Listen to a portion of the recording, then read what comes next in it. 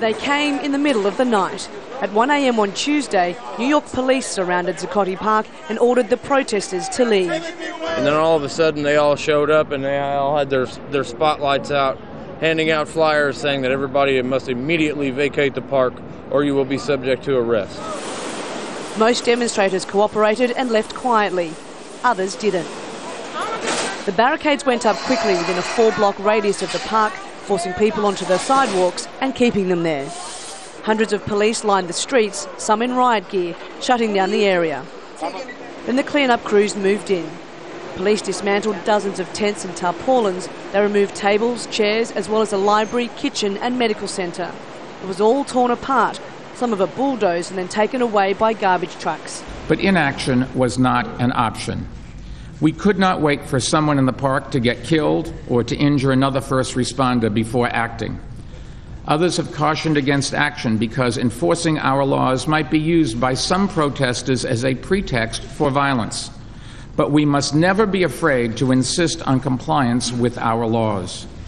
Unfortunately, the park was becoming a place where people came not to protest, but rather to break laws. By the time the sun came up, Zuccotti Park was spotless, practically gleaming. It was as though the protesters had never been there. People who have been complaining about the noise and the mess have their park back, for now. This is a huge test for the Occupy Wall Street movement. For almost 2 months, the protesters here at Zuccotti Park have held their ground, only to be finally pushed out by that late-night raid. The question everyone is asking is what next? We were expecting them to come in and raid. We were expecting this to happen, and we are not afraid.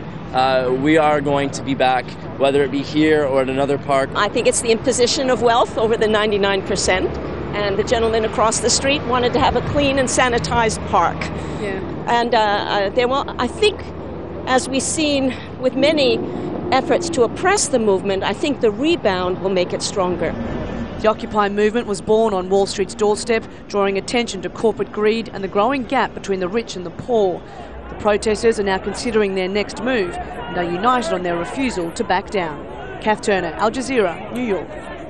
Well, just to bring you the latest that we're hearing from Zuccotti Park in New York, it seems the roles have been somewhat reversed there. We've got around 150 police in and around the park, but they appear to be surrounded by protesters at the moment. So watching events there closely, and we will keep you up to date with all the latest.